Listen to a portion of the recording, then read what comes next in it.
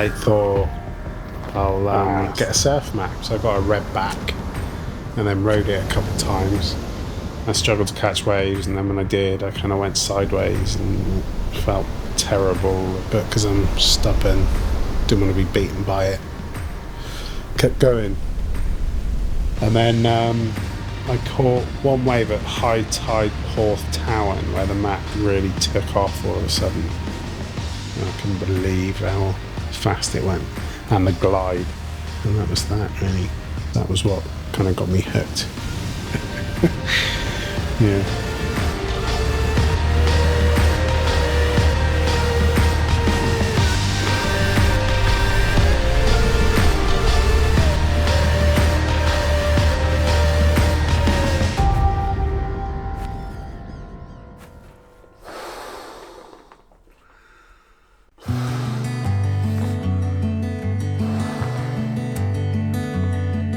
I'm Graeme Webster, and I'm a surf mat builder in the UK.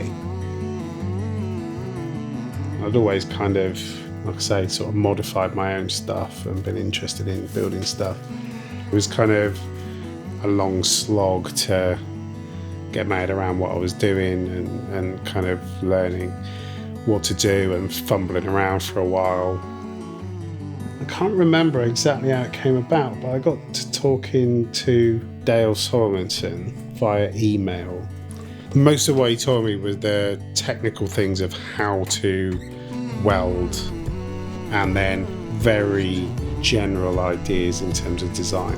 Dale just spent so much time just writing emails, and I owe him a lot with that really. And then with Paul Gross, he innovates a lot, and there was a lot of information between us as well.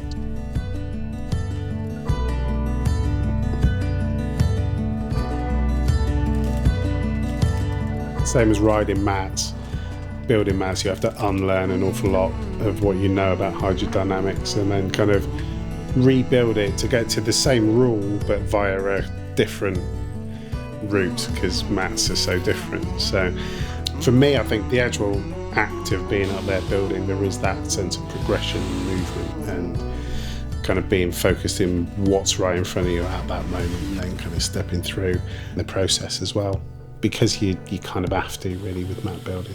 If you go the wrong direction with a mat, then that's that.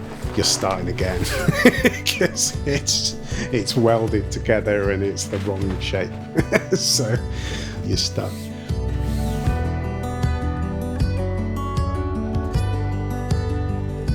I think the thing that was missing when Dale stopped was actually custom surf mats. Custom in terms of the dimensions, but also that whole thing of the materials and lightweight mats designed to fit the rider with the kind of grip that that person wants, and that full experience that people can get, that everybody can get from their local surfboard shaper. That was kind of missing, I think, with surf mats. There was a very narrow range of what was available. I think the job for people like me building mats is to kind of provide for a small core of riders, the ones who want to take it a bit further. Mat riding is a different thing to board riding. You are riding the wave, but there is a board between you and the wave.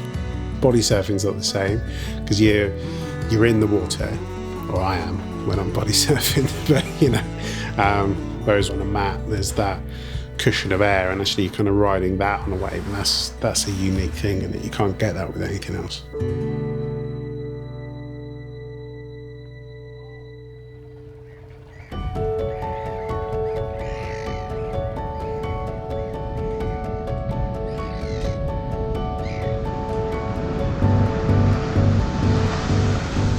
You've got to be confident and comfortable enough with yourself to walk down the beach for the first time carrying a surf mat.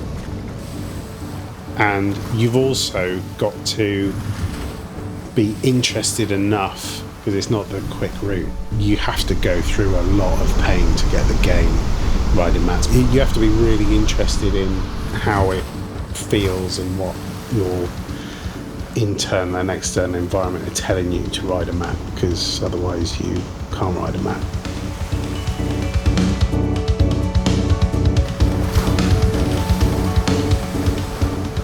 There's so much intricacy with mat riding, isn't there? It's just that controlling the pressure, the putting rocker in. You can be putting rocker into one part of the mat whilst putting a negative rocker into a different bit of the mat, and then changing it round and putting the mat onto a flat plane. And there's so much control there, and everything's so subtle. There's no big turns on the mat, because if you do a big turn on the mat, then you're skidding out sideways, and you know, everything is very much about managing that rail and managing the trim and getting the most out of it.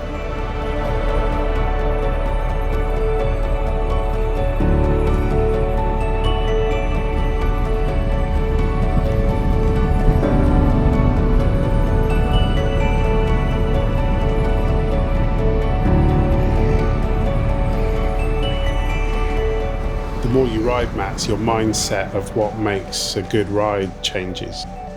A peaky wave with lots and lots of cutbacks stops being what you're looking for, like actually a long walled up ride where you can kind of just take a high line and then just drop down the face a bit to get around a section, or pull some tail slips. Just that kind of down the line speed is what you end up craving.